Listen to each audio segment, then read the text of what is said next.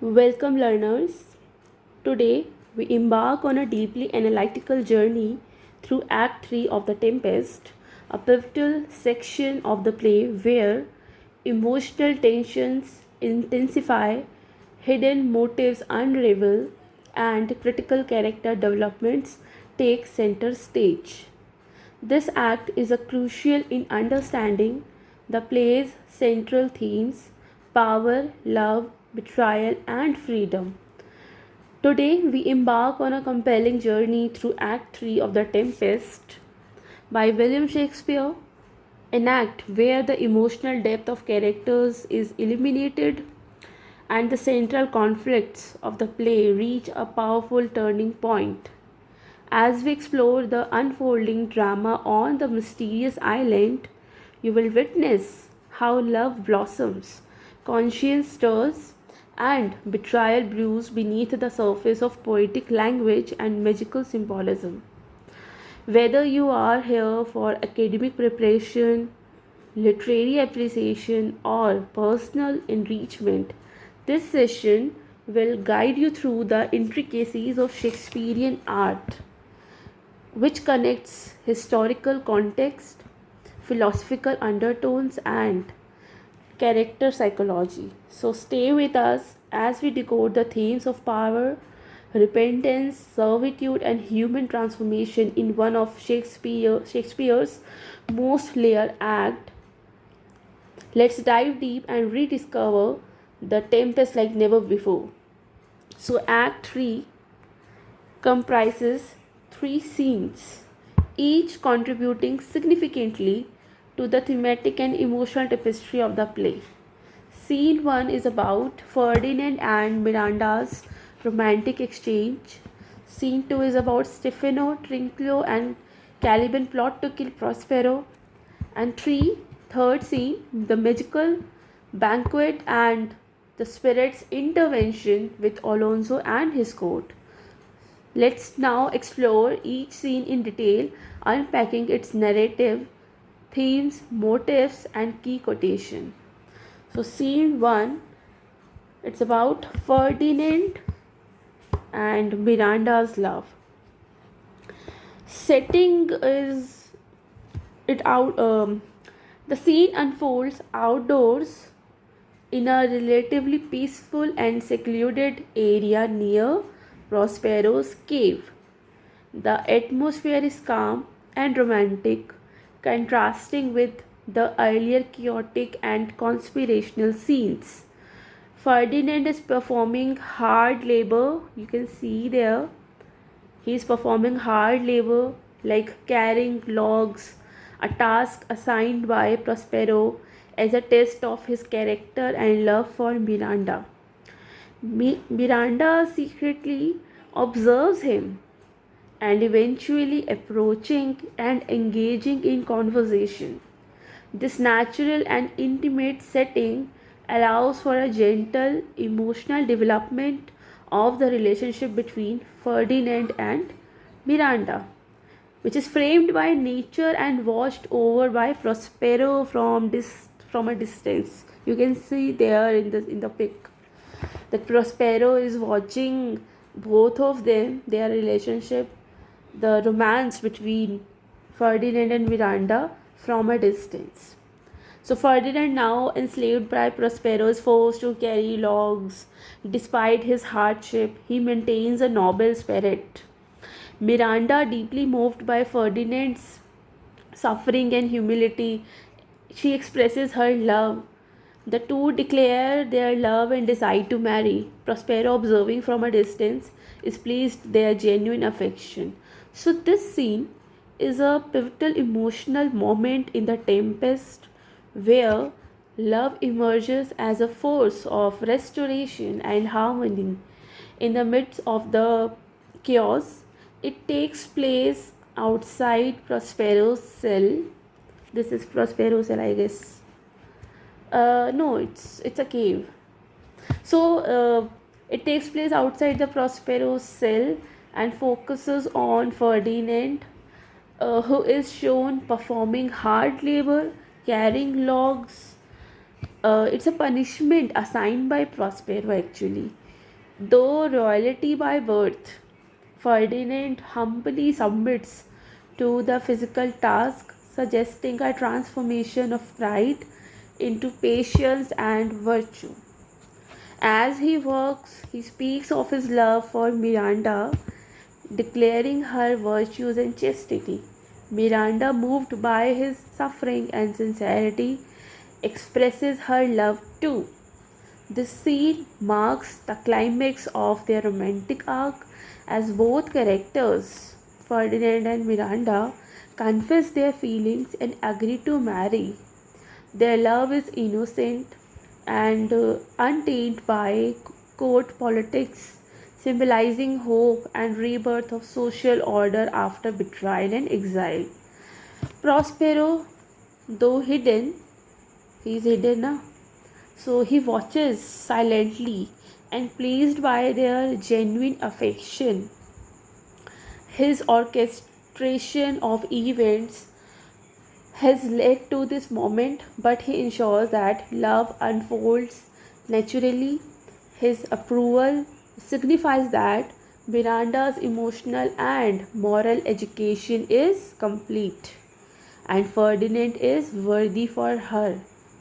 So, thematically, this scene highlights love as redemption, like free will versus manipulation, and like Prospero controls the context, but the love is freely chosen. So this is the theme which is representing here, free will versus manipulation. We can agree with this, like Prospero controls the context, but the love between Ferdinand and Miranda is a freely chosen by both of them. The next theme we can consider here is transformation of identity. Although Ferdinand belongs to a royal family and his ego is humbled, and Miranda's sheltered innocence finds strength. This scene is like a hope for social restoration. This tender interlude is in stark contrast to the darker scenes involving political conspiracy, grounding the play in the balance of light and shadow, love and ambition, reinforcing the tragicomedy tone. So this is about plot we have discussed. Let's talk about themes. So the first theme is love and courtship. This scene is fundamentally about budding romance between Ferdinand and Miranda, right? So they represent one of the purest emotional currents in the play. Their love develops quickly but sincerely portrayed through mutual admiration and emotional honesty. Um, we can see Miranda's innocence as well.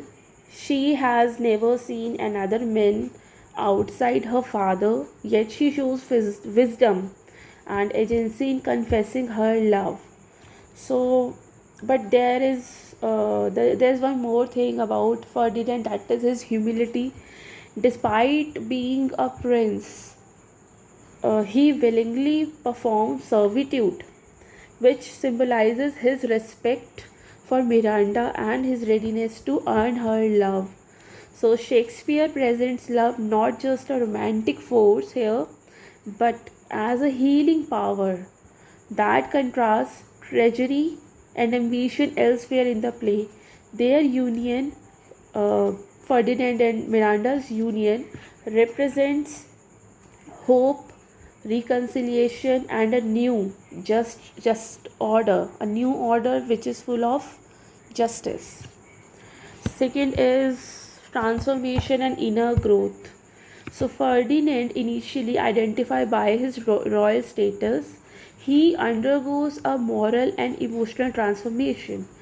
Instead of demanding his rights as a prince, he accepts a servant's role without complaint, driven by love. Although he is a prince, but he is in love with Miranda and Prospero, Miranda's father. He he gave him a punish to carrying logs and he does many things to prove his love towards Miranda. So this is his transformation, and this marks his growth from entitlement to humility, making him worthy in Prospero's eyes. Miranda also involves in that she breaks the norms of silence and obedience expected of women by initiating the declaration of love. She declared her love, na? So you can see that she disobeyed the expectations of women by initiating the declaration of her love. So this theme in transformation and inner growth links with Shakespeare's larger message about how true nobility comes not from birth but from a character, endurance and love. Third theme is parental control and testing. So Prospero may not be seen directly interacting with the couple here, but his presence, well, he is not talking to them, but his presence looms large.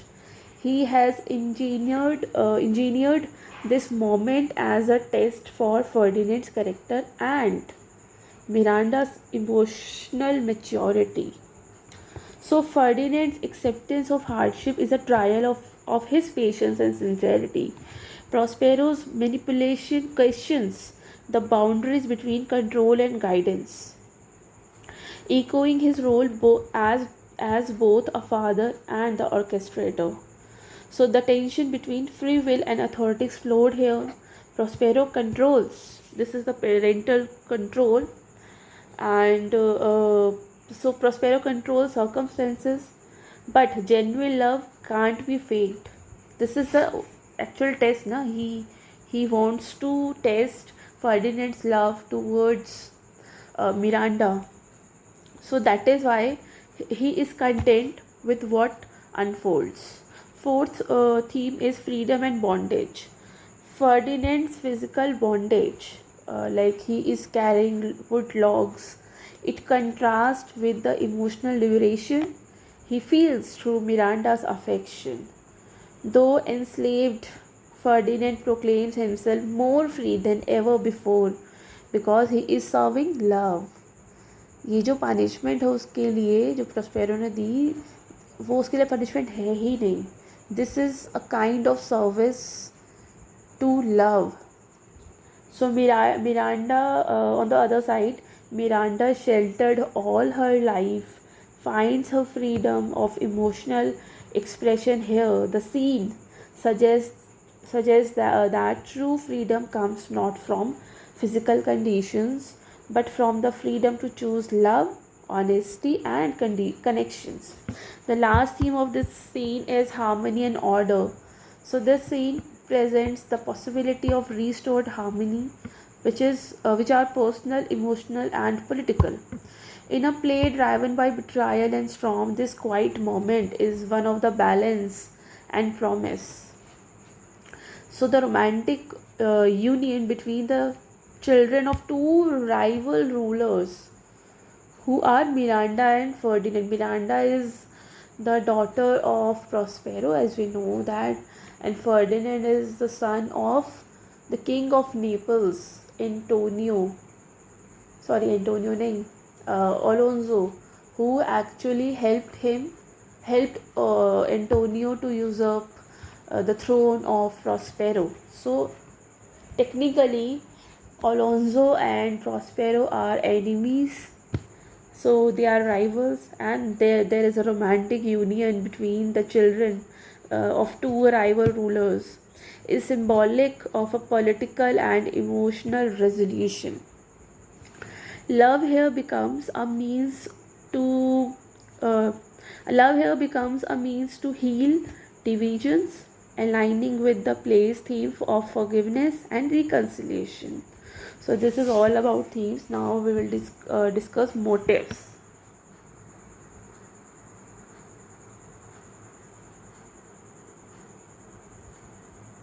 So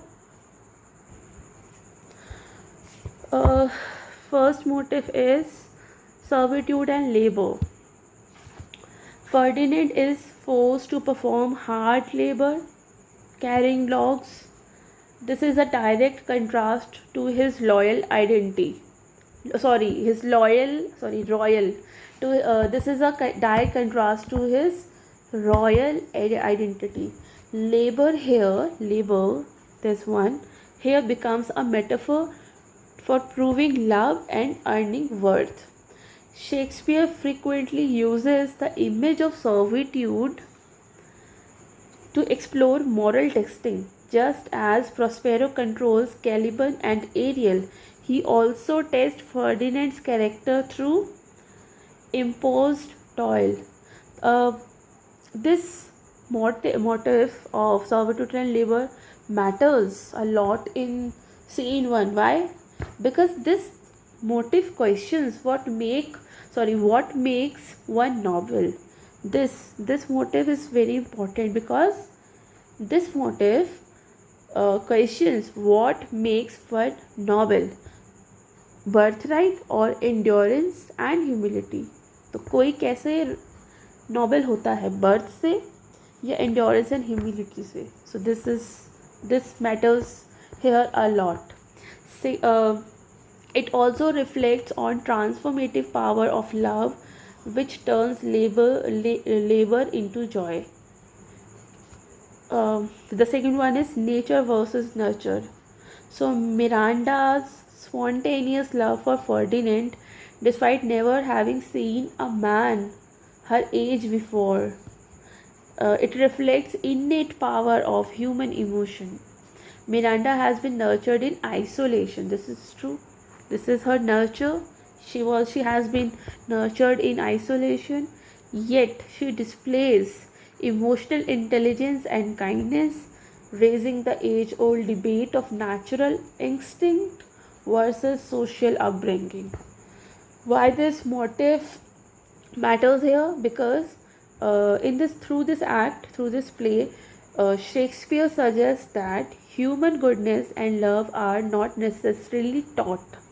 They may be inborn virtues, especially when uncorrupted by court, politics or ambition.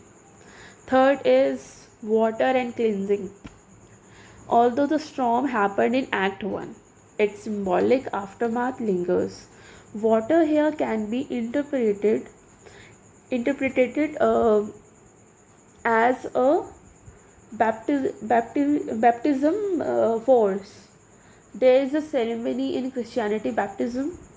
So the water can be interpreted as a baptismal force. Ferdinand, previously a prince entangled in courtly life, is cleansed by hardship and love and sincerity in this scene.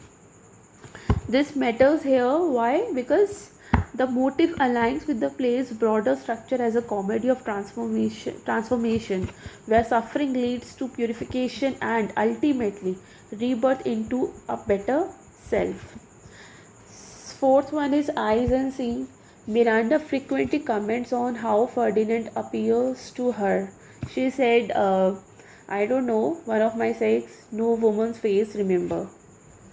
So वो बोलती भी है ना, इसका ये जो उसने बोला, इसका मतलब ये है कि मैं तो मेरे सेम जेंडर में किसी को नहीं जानती, किसी औरत का चेहरा भी मुझे याद नहीं है. So their first love is ignited by visual connection, yet it goes deeper when they see each other's worth beyond appearance. So this motif matters here because it underscores the contrast between true sight and illusion. A central concern in the Tempest. This is the central concern. It also aligns with the idea that recognizing goodness requires clarity of vision, not just physical sight but also emotional and moral perception. The last is music and harmony. Although music is not directly mentioned in this particular scene, but Ferdinand's emotional response and the poetic lines carry a lyrical musicality reinforcing the motif of harmony. Their love story adds to the play's emotional and thematic rhythm, acting as a soft interlude amidst tensions. This is very important because love, like music, has the power to create order, to elevate the soul, and bring dissonant forces like warring families into unity and peace. This is very very important because music brings a kind of harmony in future where two rival families will be reconciled in future maybe. So here are some key quotes from Act 3, Scene 1 of The Tempest by William Shakespeare. These are actually taken from the original text. You can find these dialogues in the original text and interpreted in the context of themes like love, servitude, identity, and emotional transformation. So this dialogue is spoken by Ferdinand. ये बिल्कुल शुरू में आपको मिल जाएगा. There be some sports are painful and their labor delight in the. एक minute, ये them है. So there be some sports are painful, their labors delight in them sets off. So here Ferdinand begins the scene by reflecting on the paradox that some activities, जो है ना some sports, इसका मतलब है some activities though they are physically painful, मतलब कुछ activities painful है but they are enjoyable because of the meaning they carry and their labor delights in the sets of. क्योंकि जो इसमें labor लग रहा है उनका जो reason है उसमें joy है, वो enjoyable है. Ferdinand knows very well but Prospero is taking a love test on him. That is why he has given him some hardships to test his love towards his daughter. So he is actually enjoying his punishment, his this hardships. So he इसी वजह से कह रहा है कि there भी some sports are painful, कि कुछ जो एक्टिविटीज़ हैं वो पेनफुल हो सकती हैं बट ये इंजॉयबल हैं क्योंकि जो इनका मतलब है जो जिसकी वजह से हो रही हैं ये काफ़ी इंजॉयबल है. So the word labour, this one,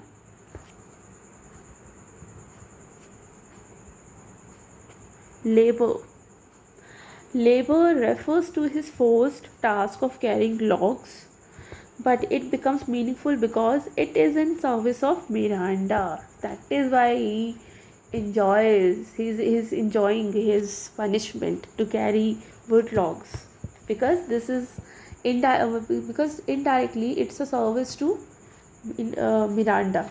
So Shakespeare presents the idea that labor done for love transforms sufferings into joy, making it a noble, uplifting act. This echoes of Christian ethos of suffering with purpose, linking to themes of redemption and transformation. Okay, second is also Ferdinand's dialogue. The mistress which I serve quickens what's dead and makes my labors pleasures. So here Ferdinand expresses that Miranda gives him life. तो ये जो बोला है ना sir the mistress, ये इसने Miranda के लिए बोला है. ठीक है, मतलब Miranda gives him life even admits harsh labour. इतने हार्ड वर्क के बावजूद भी, हार्ड लेबर के बाद भी उसने उसको लाइफ दी है. द मिस्ट्रेस विच आई सर्व, वो मिस्ट्रेस जिसको मैं सर्विस में हूँ, क्विकन्स व्हाट्स डेड, मतलब उसने बहुत जल्दी उस डेड को बहुत क्विकली प्लेजर दिया है, लाइफ दी है. And makes my labours pleasures. So quickens what's dead, ये वाली line, it means metaphorically, it is metaphorically suggests that love revives his spirit. He consider himself as dead, वो उसको अपने आप को डेड कंसीडर कर रहा है. Metaphorically he suggest that the love for her, for that mistress, actually revives his spirit. So Shakespeare constructs love as a restorative force, making Ferdinand's servitude a joyable offering. This also shows the courtly love tradition where the male lover willingly suffers for his beloved. ठीक है, this is all about second quote. Third is Miranda's. The speaker of these lines is Miranda. Miranda कहती है, Alas, now pray you work not so hard. I would the lightning had burnt up those logs that you are enjoying to pile. ये भी ऐसे इसका reply दे रही है. Here we can see Miranda's compassion emerges clearly here. Her wish that the storm had destroyed the logs. ठीक है, जो storms है उन्होंने तो पहले ही लॉग्स को डिस्ट्रॉय किया है. It shows how deeply she empathises with Ferdinand's toil. She speaks with genuine concern, unlike the manipulative or political women often found in Shakespeare's play. She is very innocent. So this quote also reflects Miranda's innocence and emotional clarity, and her boldness to speak out despite her sheltered upbringing. The physical pain Ferdinand endures becomes a site of mutual emotional intimacy. Right? Next, ये भी Miranda का dialogue है. I am your wife if you will marry me. If not, I'll die your maid. बहुत बड़ा मतलब है इसका. So this is one of the most powerful and unorthodox love declaration in Shakespeare's play. Shakespeare के pledge में ऐसी love declaration बहुत कम है. मतलब ये बहुत फेमस है, ये बहुत फेमस लव डिक्लेरेशन है ये. Miranda subverts traditional gender roles. She actually disobey the traditions of a woman which she has to obey. कोई भी लड़की उस समय पर अपना लव डिक्लेरेशन नहीं करती थी. बस है, but here Miranda actually declared her love. Right? So Miranda subverts traditional gender roles. Instead of waiting for Ferdinand's proposal, she initiates it. Her declaration is a rare moment of female agency, an authentic emotional expression in Elizabethan drama.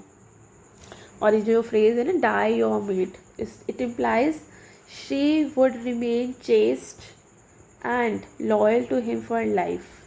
It symbolizes her purity and emotional integrity. In short, ये कह रही कि if you will marry me, I am your wife. मतलब मैं तभी किसी की wife बनूंगी जब तुम मुझसे शादी करोगे. अगर नहीं कर पाओगे, मतलब मैं वाइफ बनूंगी, मैं तुम्हारी wife बनूंगी if you will marry me, अगर तुम मुझसे शादी करोगे. अगर नहीं करोगे तो मैं maid, I'll die your maid. Maid मतलब unmarried girl, a chaste girl. तो वो कह रही कि मैं शादी नहीं करूँगी और तुमने नहीं की तो मैं ऐसे ही मर जाऊँगी. This is very famous one. Next is Ferdinand. Ferdinand said, hairs my hand. This is a very very simple line yet rich in meaning. This gesture seals their mutual consent and marks the beginning of their union. Symbolically, here's my hand is a contract. It's a contract. It's a vow of equality, trust, and companionate love. In the context of a play obsessed with manipulation, illusion, and betrayal, this honest and open exchange of love stands out as genuinely pure.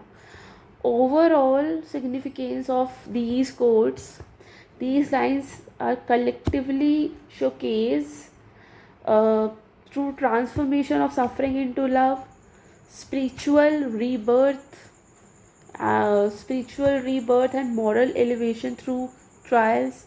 It also explains the role reversal and Miranda's autonomy, which is very unusual in Shakespeare's heroine. There is emotional bonding untouched by corruption of courtly life. So this saint symbolically offers a contrast to Prospero's manipulation, highlighting that true love, unlike magic, can't be forced, only earned. आप force से नहीं पा सकते, आप सिर्फ कमा सकते हैं इसको.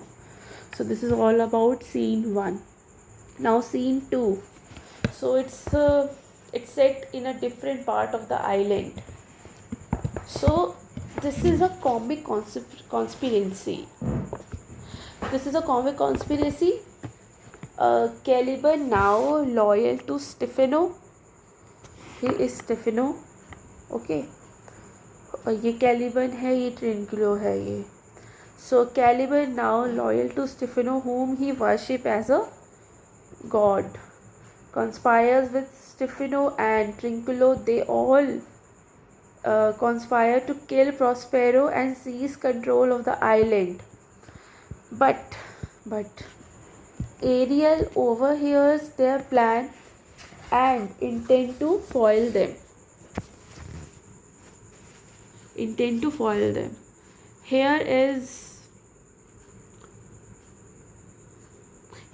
detailed and deep summary of Act 3, Scene 2 of the Tempest by William Shakespeare. If we talk about plot, let's talk about setting first.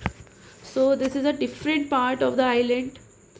The atmosphere shifts from romantic to noble to darkly comic and conspirational in Scene 2. The characters are now the drunken trio. तीनों drunken है. Caliban, Stefano and Trinculo. The scene takes place in a natural, untamed area of the island, possibly rocky, wooded and swampy. It reflected a chaotic and comic drunken mood, aligning with the absurdity of the characters' behavior. Caliban, Stefano and Trinculo are present. The tone is filled with mischief, manipulation and farcical rebellion. This part of the island contrasts sharply with the ordered environment around Prospero's cell, highlighting the comic subplot and distorted ideas of the power and rulership. The setting enhances the theme of the unnatural versus natural order, supports the motive of usurpation, though presented here through comic parody, then tragic tension. So scene 2 plot है इसका. Scene 2 opens with Caliban trying to convince Stefano that he should become the ruler of the island by overthrowing Prospero. Trinculo, who is Stefano's jester companion, is also drunk and mocking throughout, creating a comical yet sinister tone. Caliban, emboldened by the alcohol and by Stefano's foolish authority, plots Prospero's murder, urging Stefano to burn Prospero's book first, because he knows that his magical power lies in the books. So he advised Stefano burn Prospero's books first, then cut his throat while sleeping, ताकि he can't chant anything from the book as maybe he memorized something or enchanting something. No, so he suggests Stefano to cut his throat while sleeping. Finally, take Miranda as queen. Caliban paints a vivid picture of Miranda's beauty, describing her in exaggerated terms to tempt Stefano. Actually, he tries to tempt Stefano about Miranda. So this is another greed to Stefano, ताकि वो उसको सच में मार दे Prospero को और उसका रास्ता साफ हो जाए कैलिबन का. So and Stefano, flattered by this imagined kingship and Miranda's beauty, agrees to the plan, puffing himself up as a future monarch. Meanwhile, Ariel, invisible to the characters, listen in in on their conspiracy and plays tricks, mimicking Ariel mimicking Trinculo's voice to sow discord and suspicion. The scene ends with Ariel's subtle disruption of their plan and a comic bickering match, mostly between Stefan and Trinculo. So, if we talk about major points of the scene, here we can see Caliban's role. So Caliban shows cunning and desperation. His hatred for Prospero drives him to betrayal. Despite his servitude, he seeks power, making him a dark mirror of Prospero. His call to kill Prospero shows his knowledge of the magical order. He knows that without his books, Prospero is powerless. Second thing is which is very important. Stephanos delusions. So he represents the danger of alcohol and foolish ambition. His quick shift from clown to king, it shows how easily power can corrupt even the most ridiculous man. Third one is Trinculo's foolishness. So he is a comic relief, mocking Caliban and fighting with Stefano. He is unaware of the seriousness of the plot, and he becomes a tool of chaos. Fourth point is Ariel as moral compass. So Ariel plays the guardian spirit, eavesdropping and sabotaging the plot. His inventions help preserve orders and reflect his loyalty to Prospero. The tone and the atmosphere of the play is very different from scene 1. Unlike scene 1's romantic and poetic mood, scene 2 blends the dark comedy, farce and menace. The comic drunkenness creates humor, but the plot to commit murder adds a disturbing undercurrent. Here there are many symbols in the scene 2. The first one is alcohol. Alcohol, this is a symbol of colonial exploitation. The Europeans gave Caliban drink, and in his intoxication he becomes more enslaved than ever. Second symbol is books. So repeatedly mentioned, symbolic of this is a symbol of Prospero's wisdom and control. Third is noise and confusion. The noise and confusion caused by Ariel. This is symbolic of divine intervention or fate disrupting evil before it can succeed. So this scene, though comic, raises serious questions about colonization, authority, and the thin line between servant and their master. Let's talk about themes of the scene 2. First is power and usurpation. This is periodic rebellion actually.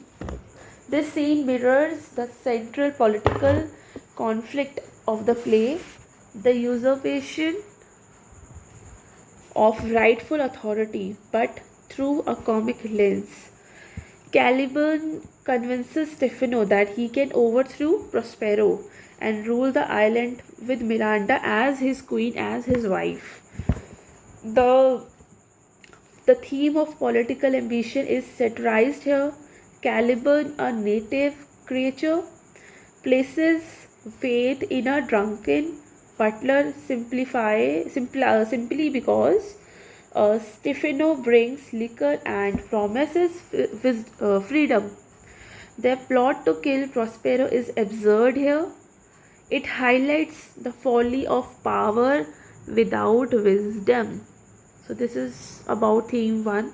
Second is theme 2, servitude and freedom. Caliban's desire for freedom from Prospero's control is sincere. But his choice of master, which is Stefano, it suggests that he does not truly understand liberty. Now this is true. He chose another slavery over his previous slavery. It it actually represents that he does not understand the real meaning of liberation and freedom. Actually, he chose new servitude over the previous one.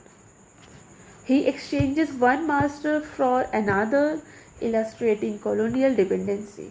So the scene critiques colonial logic where the subjugated internalize servitude and fail to imagine real autonomy. So this is very important.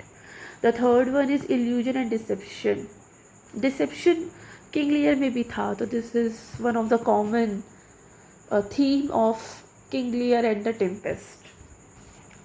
Stefano and Trinculo, fueled by wine and ambition, they are deluded into believing they can become rulers. Although they have folly of power, they don't use their brains actually. Their ambitions are absurd. They are theatrical, revealing how illusion distorts reason, a key theme in the play. Ariel's invisible presence adds to the theme of unseen influence and deception as he manipulates and eavesdrops. Next is comedy as subversion.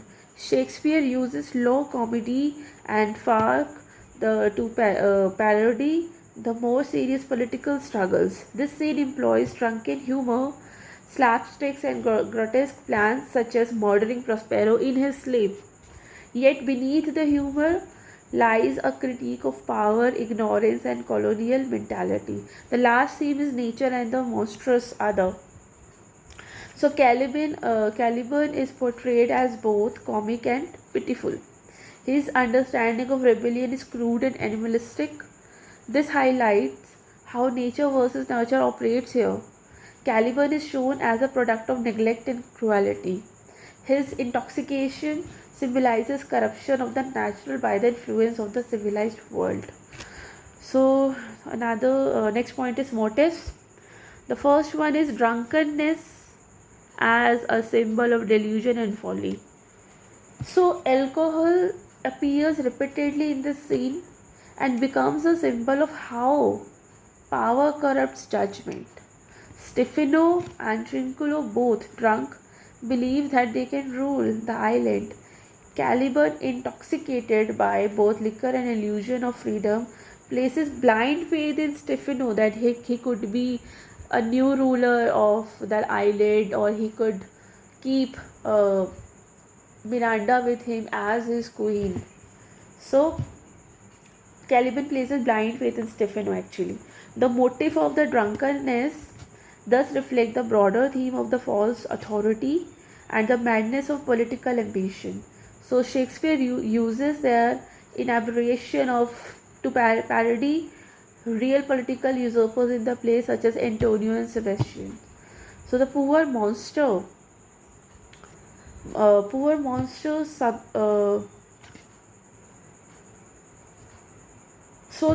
Stefano's drunken claim, he claimed that the poor monstrous my subject, he shall not suffer indignity. Stefano is actually talking about Caliban. So his drunken claim of dominion shows how inebriation leads to imperial delusion. Second motive is servitude and mastership. So this scene reinforces the recurring motif of master and servant relationships central to the entire play. Caliban seeks a new master in Stefano, repeating the same pattern subservience he resents with Prospero. Trinculo and Stefano also bicker over their control of Caliban, creating a comedic version of colonial power struggles. So, this cyclical motif shows how power hierarchies are internalized even among oppressed. The third motif is the island as a stage. Shakespeare often presents the island as a kind of theatrical stage where illusion, performance, and manipulation unfold. So, in this scene, Caliban directs the assassination plot like playwright, but Ariel observes silently like a stage director. Ariel observes everything silently like a stage director, and the others perform their fantasies. So the motive of performance underscores how identity and power are theatrical constructions, easily manipulated and often absurd. Fourth is language and speech. The way character use, or we can say misuse, language is key in this scene. Caliban, despite his monstrous identity, speaks in poetic, persuasive language, contrasting the slurred, foolish speech of Trinculo and Stefano. This motif or the motif is about linguistic power highlights how rhetoric, not birth or civility, defines authority and intelligence. The last motif is rebellion and the mock court. So this scene represents a mockery of the real court and rebellion. Stefano imagines himself as a king, and Trinculo as viceroy, and Caliban as the servant, mimicking real political structures. The motif of mock kingship satirizes the courtly desire for domination and how easily such systems are replicated even in absurd and farcical settings. So let's talk about the key quotes of scene 2. This is a dialogue by Caliban.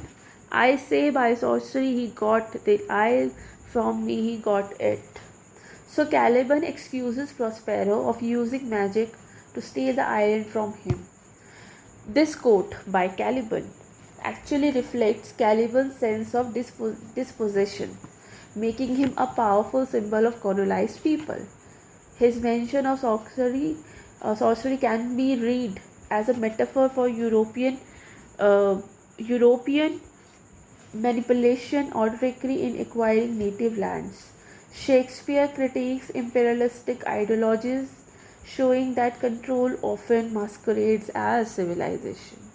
Next is also spoken by Caliban.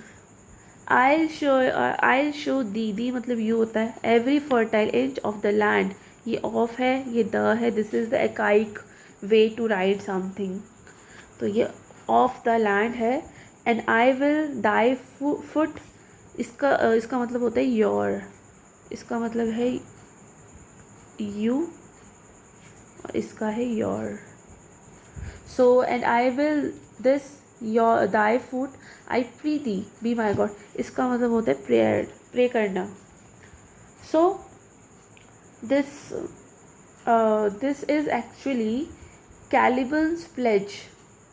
He is pledging his loyalty to Stefano, offering him as a deity, as a god.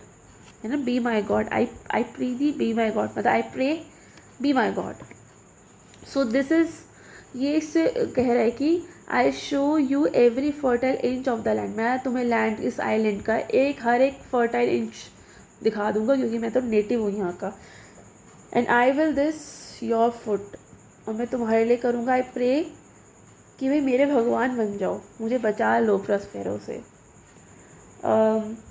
This is one of the most tragic comic lines. Caliban, desperate for freedom from Prospero, is ready to worship another master. The phrase, be my God, this one, be my God,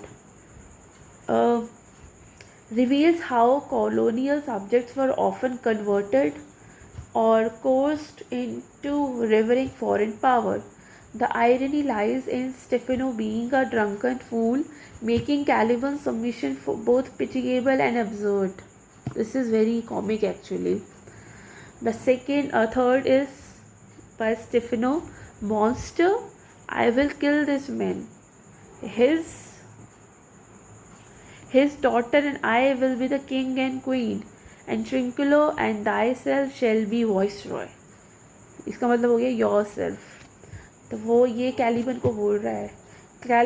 Stefano actually lays out his absurd plan to assassinate Prospero and rule the island.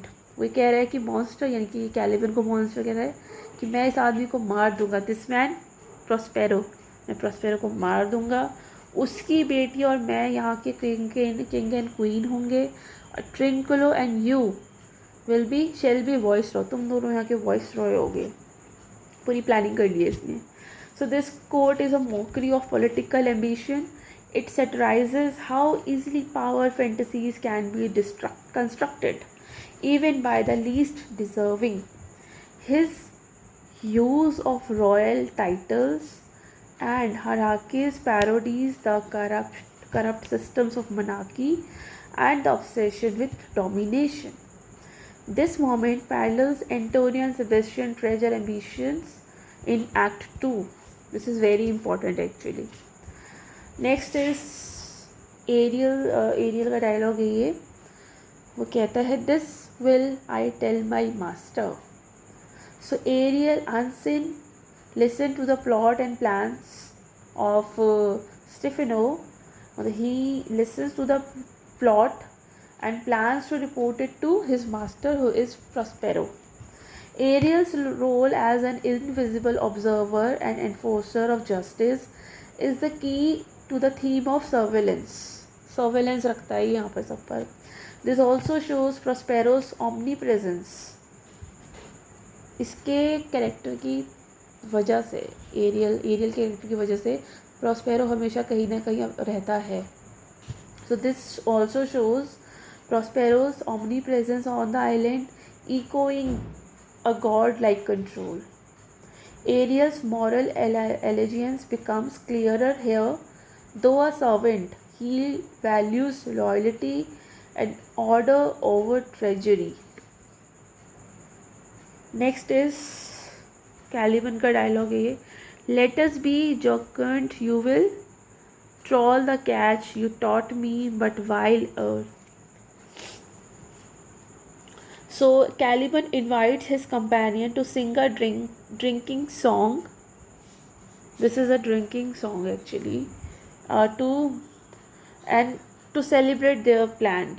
So this moment combines dark humor and tragedy. Caliban, who once spoke poetry about the island's beauty, now revel in drunken rebellion, which is both liberating and degrading. This quote underscores how oppression can deform the spirit, turning resistance into clownishness. The last dialogue of in the play, in the scene actually, not in the play, Ariel as this guide. He actually said nothing, but he plays music and distracts the other characters.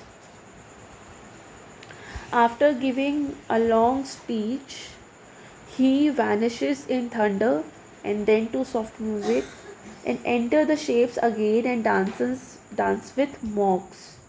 So while not a spoken word, यहाँ पे ऐसा कोई spoken word नहीं है, यहाँ पे कुछ भी spoken नहीं है. Ariel's magical intervention, playing music to distract and lead the men away. So this silent quote is full of symbolic weights. Ariel's music stands for divine intervention, for the power of art and magic to mislead, soften and correct. The music leads them astray, reflecting how illusions can divert even the wicked from their course. So it continues the motif of the island as a stage, where scenes are manipulating by playwright, who is Prospero actually. So this is all about scene 2. The scene 3 is a banquet and the Ariel's rebuke.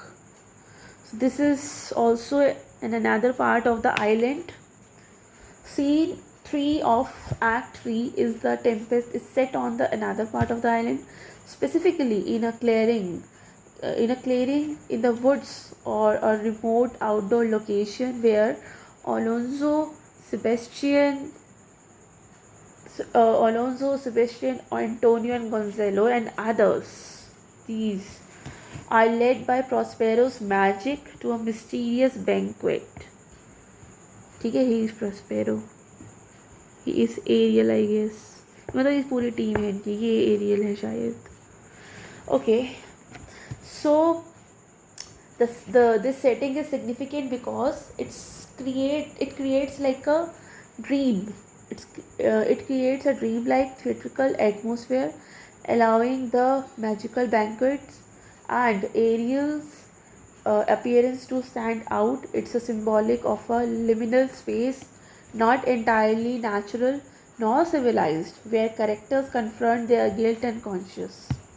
The remote setting emphasizes the isolation and vulnerability of the nobles, making them susceptible to Prospero's moral retribution. So, if we talk about the plot, Alonso, Antonio, Sebastian, Gonzalo, and others are led to a magical banquet by spirits. Just as they prepare to eat, Ariel appears as a harpy. Harpy is actually a creature from Greek mythology, half bird and half woman monster. ठीक है, आधी पक्षी आधी woman monster, often described as a rapacious and evil. So ये harpy है, मतलब आधी female the half woman monster and half bird. Okay. और banquet से यह मतलब है it's a formal large meal, often a celebratory event, right? So Ariel appears as a harpy, rebuking them from their crimes, especially the usurpation of Prospero's dukedom. The banquet vanishes, also struck by guilt, believes Ferdinand is dead as punishment. Still, father of Ferdinand doesn't know that, and Alonso doesn't know that Ferdinand is alive. No one actually knows that. So Antonio and Sebastian remain defiant. So the scene opens with Alonso, Sebastian, Antonio, Gonzalo, and their entourage wandering in a weary and disoriented state across the island. Alonso laments the presumed death of his son Ferdinand begins to lose hope. Gonzalo, ever the optimist, tries to comfort him, but the atmosphere is heavy with fatigue and existential despair. Suddenly, strange music fills the air, and magical spirits, who are actually Prospero's servants, appears, laying out a lavish banquet before the astonished nobles. The scene briefly shifts from suffering to wonder. The nobles are spellbound by surreal generosity of the island. They hesitate, uncertain of whether the food is safe, until Gonzalo, even pragmatic and trusting, encourages them to eat. However, just as they are about to partake, Ariel, in the form of a harpy, appears with a dramatic flair. With his wings spread over the table, he strikes the banquet away, making the feast vanish. He then condemns Alonso, Sebastian, and Antonio for their past crimes, particularly the usurpation and betrayal of Prospero. Ariel's speech is filled with divine judgment and theatrical intensity. He declares that the storm and the shipwreck were orchestrated by high powers to punish all of them for their guilt, for their corruption, and until they repent, they shall live in torment. Alonso is stricken with remorse, believing that his son's death is a punishment for his betrayal of Prospero. In contrast, Sebastian and Antonio are defiant and prepared to fight the illusionary spirits, showing their continued arrogance and moral blindness. Gonzalo, the moral compass, observes the impact of Ariel's words and orders the others to follow and protect the king, who is descending into despair. He acknowledges the strange things are at work but tries to maintain calm and reason. So, the key implication of the scene is it marks the climax of divine or moral judgment over the corrupt nobles. Ariel acts as the voice of justice and blending supernatural intervention with ethical reckoning. The scene shows a clear divide between those who feel guilty, like Alonso, and those who remain unrepentant, like Sebastian and Antonio. They are not in guilty yet. The banquet becomes a symbol of temptation, illusion, and eventual judgment, a false comfort leading to revelation. So, this scene powerfully integrates Shakespearean's theme of justice, repentance, illusion, and morality, turning the forest clearing into a moral theatre. Directed Invisible by Prospero. Let's discuss the themes guilt and repentance. This is the central theme of the scene actually. Ariel, in the guise of a harpy, acts as an agent of divine justice. His speech serves as a moral reckoning of Alonso Antonio and Sebastian's crime. So, this is the process of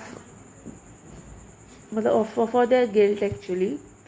Especially the usurpation and the exile of Prospero, Alonso begins to show true remorse, suggesting that he is open to redemption. But in contrast, Antonio and Sebastian remain stubborn and defiant. So the play explores how guilt can either lead to moral awakening, as in Alonso, or further harden the consciousness, as in Antonio and Sebastian. Second है illusion versus reality.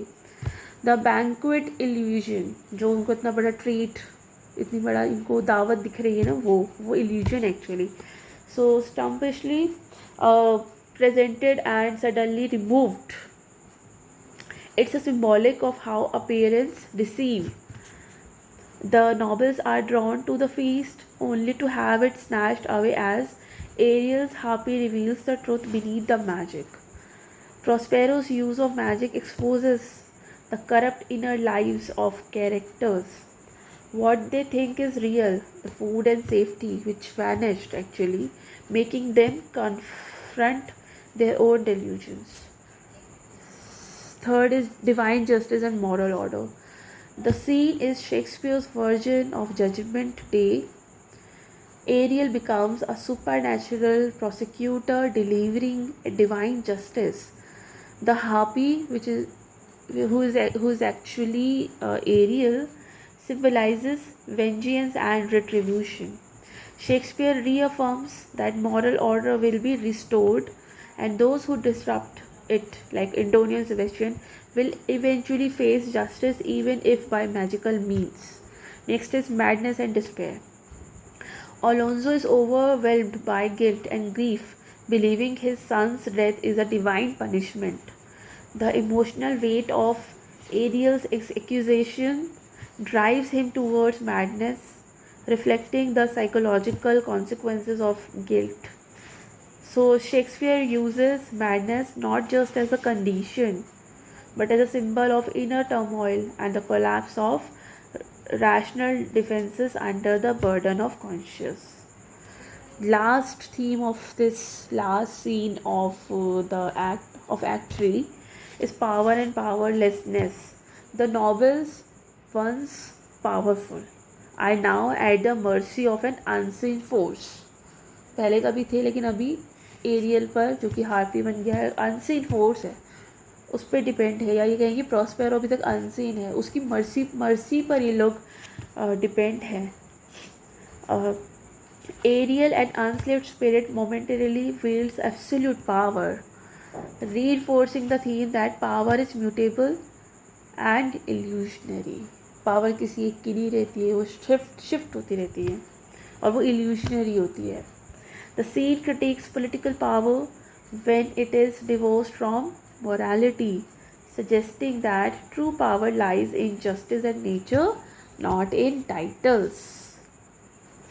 So this is all about themes. Now we'll discuss motifs. The harpy and the supernatural intervention. See, supernatural plays a vital role throughout the Tempest, and in this scene, the appearance of the harpy, a mythological creature, is a powerful emblem of divine retribution. The harpy becomes a supernatural judge, merging Prospero's magic with moral justice. Ariel's transformation into a harpy terrifies the nobles and breaks the illusion of control. It aligns with Prospero's goal of moral connection through fear and revelation. Shakespeare uses supernatural beings, supernatural interventions like Ariel, harpies, spirits to serve as instruments of fate and moral reckoning. Second is illusion of power. The nobles believe that they are powerful and in control, but the magical setting constantly subverts that belief. The banquet is a key example. It vanishes just when they think they are safe. Ariel's speech as a harpy forces them to realize their helplessness in the face of unseen forces. This motif ties into the illusion versus reality theme and shows that earthly power is fragile, fleeting, and illusory. Third is banquet as a false promise. The idea of a feast or banquet being offered and then denied has biblical and moral implication. It alludes to temptation, indulgence, and the trial of soul. The nobles are lured by physical hunger but are forced to confront spiritual starvation instead. The feast, which is a false promise actually, it also mirrors moral trial, as in many medieval morality plays where characters are tempted, tested, and judged. Next is storm and chaos. Though the literal storm occurs in Act 1, its psychological echoes continues here. Ariel's words and the vanishing banquet are emotionally stormy moments. Alonso's guilt and despair reflect an inner tempest and spiritual storm of remorse and grief. The purpose of this motif, storm and chaos, is actually the storm motif underscores emotional turbulence and the chaos of human conscience when exposed to the truth. The last motif is divine judgment and conscience. The confrontation with guilt and morality recurs throughout the play.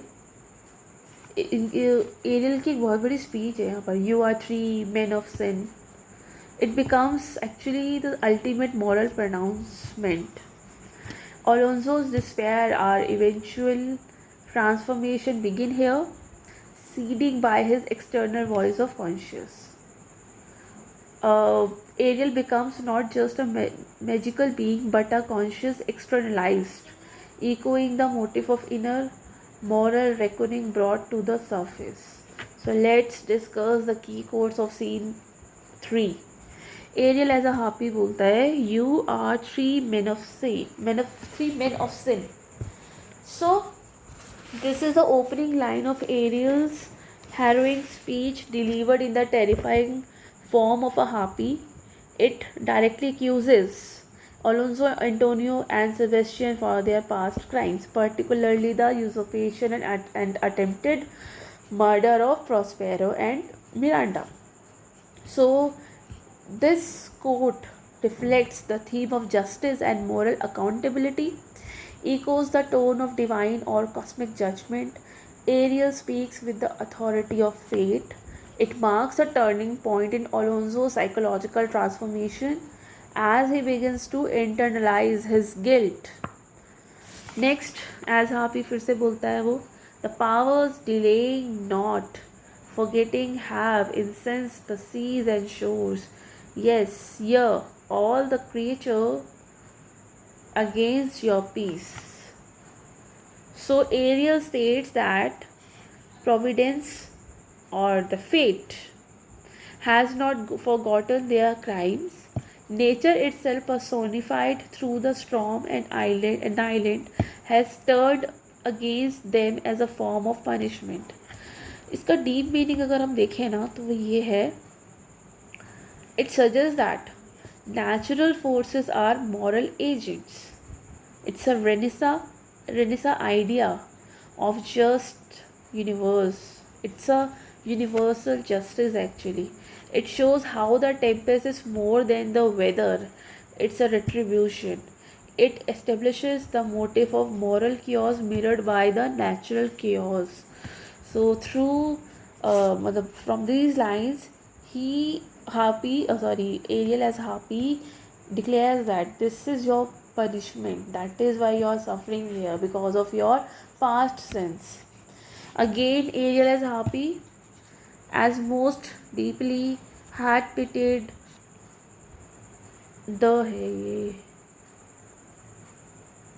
the affliction of your fathers, which is the point of the spear that pierced your hearts.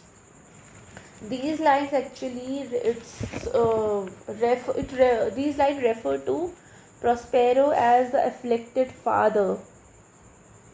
afflicted, and explains that the moral pain they now feel is intended to cause repentance. It introduces the theme of forgiveness through affliction, for it foreshadows Prospero's eventual mercy despite the harshness of this confrontation. It's like a metaphor of the spear, ये यहाँ पर metaphor है spear का, to depict guilt as a piercing force. Okay, next Gonzalo का dialogue है. Actually he is reacting to Alonso को बोलता है ये. All three of them are desperate. Their great guilt, like poison given to work a great time after Naugins to bite the spirits. Gonzalo observes that Alonso, Antonio and Sebastian are finally suffering the effects of their long concealed guilts. So it's kind of metaphor of slow acting poison to describe their guilt. It reinforces the idea that moral consequences are inescapable even if delayed. So Gonzalo acts as a moral compass, the voice of reason, and seeing clearly where others are blind. Fifth is Alonso's dialogue. Oh, it is monstrous, monstrous. Methought the billows spoke and told me of it. The winds did sing it to me. Here Alonso's lines show that he believes nature itself is condemning him and reinforcing Ariel's earlier speech. It reflects Alonso's guilt-induced paranoia and psychological breakdown. It continues the motif of nature as a moral force. His repetition of monstrous, दो बार बोला ना monstrous. It shows a dawning realization of his wrongdoings. Okay, अब aerial के final words है इस act 3 के. You fools, I and my fellows are ministers of fate. The elements of whom your swords are tempered may as well wound the loud winds or with be mocked at that stabs kills the still closing waters. So Ariel in a commanding tone tells them that their power is useless. उनको fools कह के ये address कर रहा है. You fools, I and my followers are the minister of fate. मतलब we are the powerful creatures here. You are nothing in front of us. So Ariel is in a commanding tone tells Ariel in a commanding tone tells them that their power is useless. They cannot fight fate or the natural elements with swords or threats.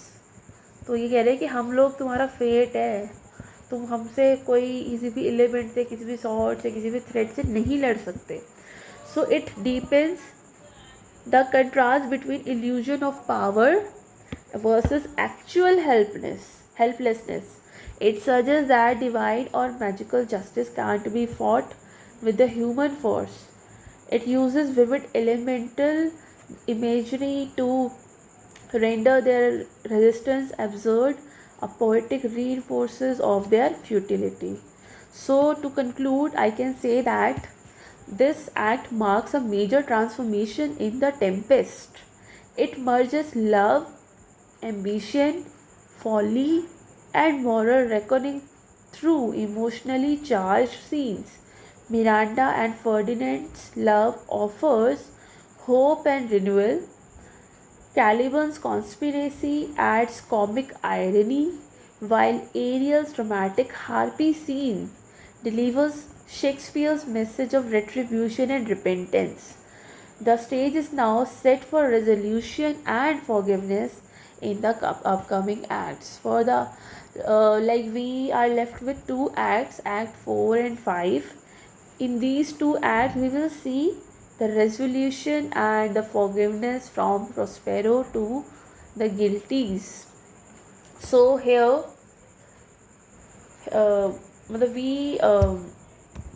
we have discussed all three scenes, the entire Act 3 of the Tempest with deep thematic insight and structure analysis.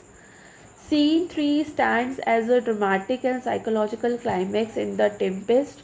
Unlike earlier scenes rooted in comedy or romance, this moment turns overtly serious as Ariel's appearance as Harpy transforms the narrative tone into one of the judgment and reckoning. The illusion of the banquet followed by its sudden vanishing. It symbolizes the illusory nature of power, pleasure, and human control. Ariel's thunderous speech exposes the moral bankruptcy of Alonso, Antonio, and Sebastian, acting as both punishment and potential redemption. Alonso's visible anguish signals a psychological awakening as he begins to grasp the gravity of his actions against Prospero. Antonio and Sebastian, however, remains largely unrepentant, reinforcing their roles as unyielding usurpers. The scene thus pits remorse against resistance, drawing a stark moral line between characters open to change and those blind to their sins. Importantly, Ariel's declaration that he and his fellow are ministers of the fate, यहाँ से declare किया ना ये, that he and his fellows are ministers of fate, reaffirms that magic in the play is not whimsical, it's a deep ethical. Scene 3 therefore is not merely about illusion but about moral restoration through stage trauma. So Act 3 as a whole marks a pivotal moment in the structure of the play where all three plot lines, the romantic of Ferdinand and Miranda scene 1, the comic subplot of Stefano Trinculo and Caliban scene 2, and the political revenge arc of Alonso and company scene 3 intersect in terms of development and thematic maturation. Scene 1 focuses on love and innocence, offering an emotional center to the play. Ferdinand and Miranda's love is marked by mutual respect and restraint, aligning them as ideal future rulers. Scene 2 provides satirical comic relief while also deepening the idea of usurpation as a repeating vice even among fools like Stefano and Trinculo. Third scene delivers the play's harshest moral reckoning, drawing a direct confrontation between the guilty and the forces of retribution. Across the act, Shakespeare balances illusion and reality, comedy and gravity, fate and free will. So the act 3 reveals that the Tempest is not just a tale of shipwreck and sorcery, it's a psychological and spiritual journey. Each character is being tested, and the outcomes of these trials will shape the eventual resolution. And this act ends with moral chaos reaching its peak, setting the stage for forgiveness, restoration, and the possible reconciliation of broken relationships and corrupted power. So, this is all about Act 3. In the next session, we will discover Act 4 and Act 5 together. Thank you so much.